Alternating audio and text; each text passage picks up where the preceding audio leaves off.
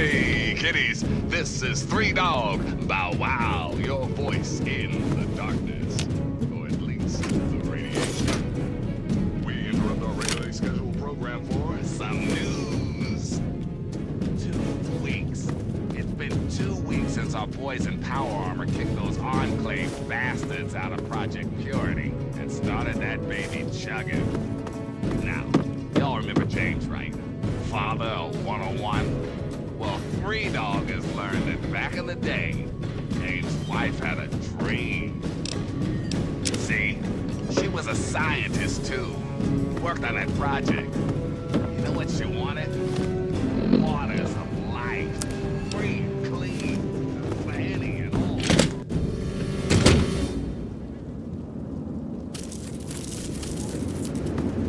Oh!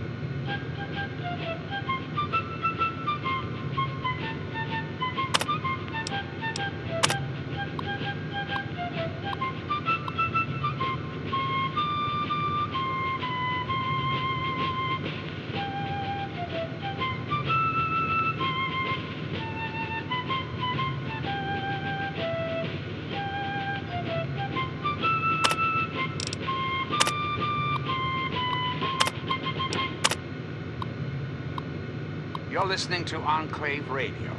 I'm John Henry Eden, President of the Enclave, President of America, President of your heart. Hello again, America. This is John Henry Eden, your President. There are some things we should talk about, if that's all right.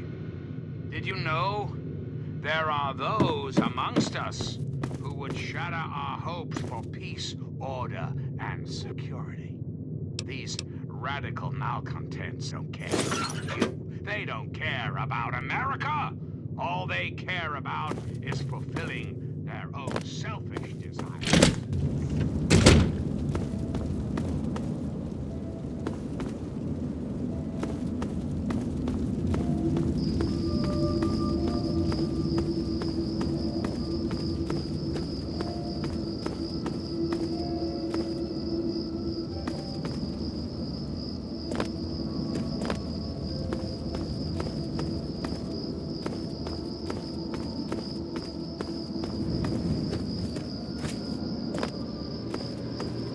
Whoa, sure is hot in here.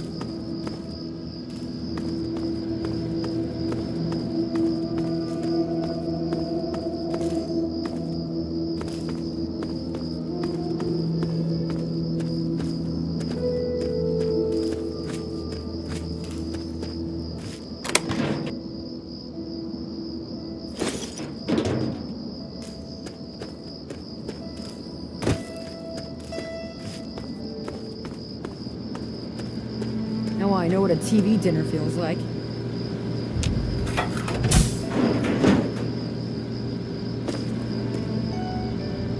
I hope you have good news for me. I really do.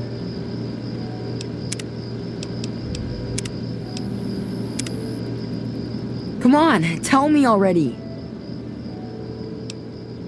Oh no. What happened?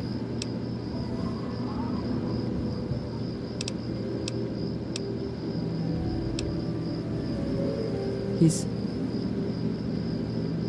dead? I guess I already knew. Besides, I'm too tired to cry anymore.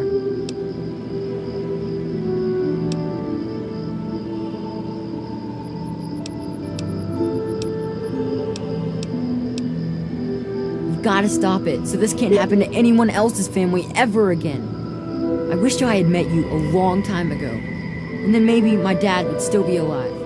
Thanks for doing all this. I'm feeling better now that you're here. Be careful, or those things might get you.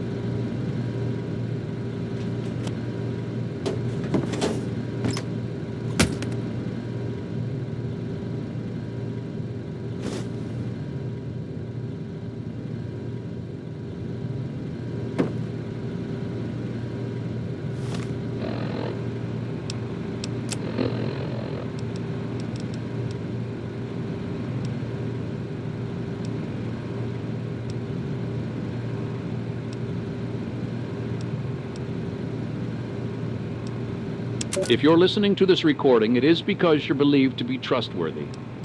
I hope that is the case because this recording puts us both in danger. I'm escaping from the Commonwealth. I'm an android, a synthetic man, a slave. The men hunting me are ruthless and will stop at nothing to retrieve their property.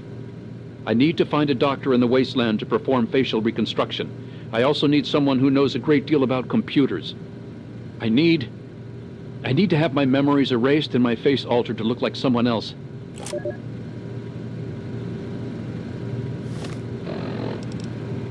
This could be the 5th time I've forgotten the code to my desktop terminal.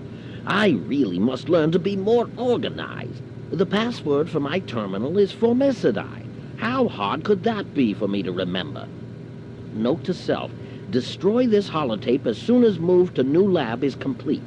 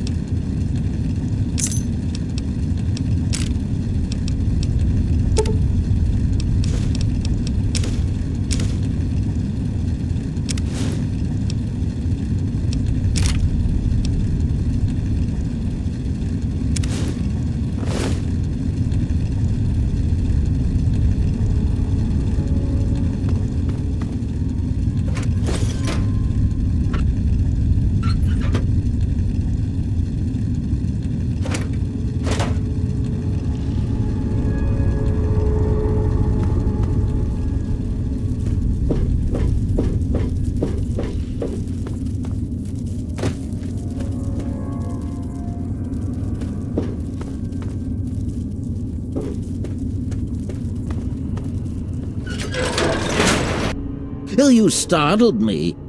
You really mustn't creep up on people like that. That is precisely why this is the ideal place for my work.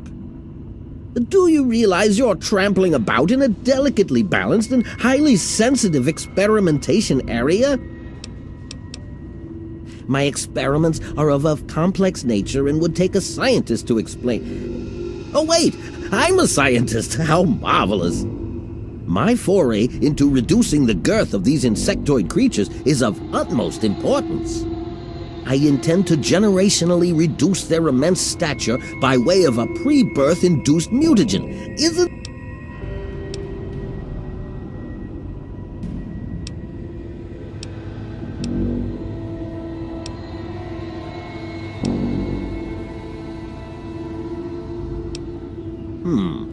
Well, let me see. Well, you start with a generation of very large ants. You simply inject the current brood's eggs with an engineered mutagen.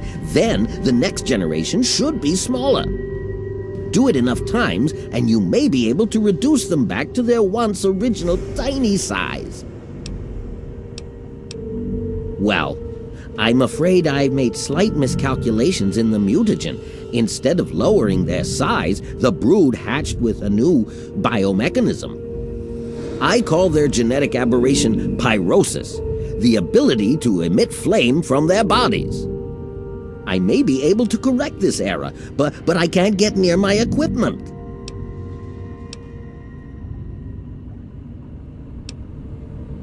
A small price to pay for the advancement of science.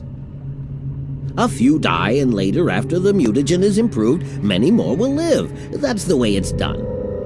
The only way to correct this mistake is to modify the mutagen. I must get to my terminal.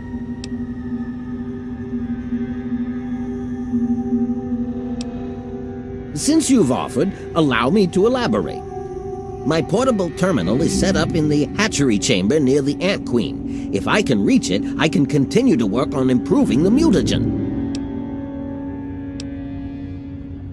If she were harmed in any way, months of data would be lost. Your objective would be to eliminate what I call her quintet of nest guardians. Filthy little abominations. I've rigged the equipment at my portable terminal to emit what I call an inhibitor pulse. Once I send this pulse, all of the remaining ants will lose their empathic link with the queen and frenzy, destroying each other in the process. So that's all there is to it. What do you say?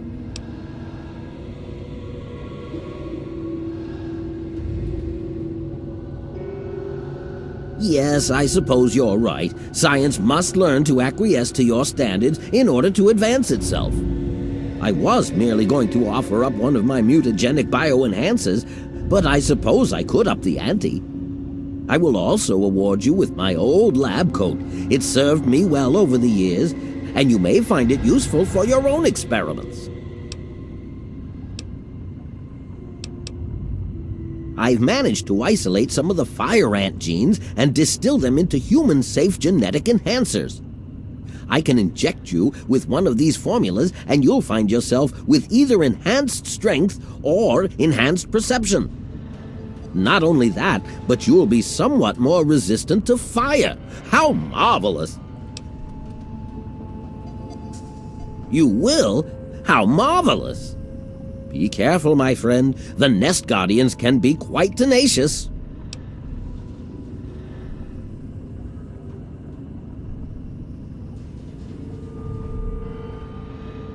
Well, the mutagen has enhanced their fortitude and provided them with what I call... They're quite radiation-free, however. Well, as radiation-free as any other mutated creature in the wasteland. I'm afraid they are not susceptible to anything I can think of that wouldn't harm the garden variety giant ant. Just aim for their antennae if you can. It will confuse them quite a bit. Playing with genetic codes isn't simple. Do you realize one tiny tweak at any point in the last 1,000,000 years could have completely changed us? Going from attempting to change their size to generating their pyrosis ability is no surprise. The stimulation of the subject's evolutionary trigger by the mutagen caused a biodefensive reaction metamorphosing the ant's venom gland. This process caused unexpected oscillations in the venom molecules at such a vast rate it produces a thermodynamic biochemical reaction.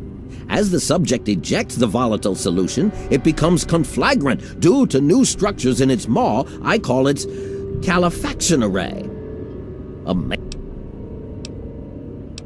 Yes? Far too curious. His incessant questioning would often come when I was the most absorbed with my calculations. He had no regard for the importance of my work. All scientists take responsibility for their failures because it comes with the territory. I will take this experimentation to completion without roosting on the moral high ground. If I allow emotions to enter the mix, all this time and energy spent will have been for nothing. You have your ideals and I have mine. I'm down here to complete my experiments at any cost. If that means the loss of a few lives to save generations of lives in the future, it's a small price to pay.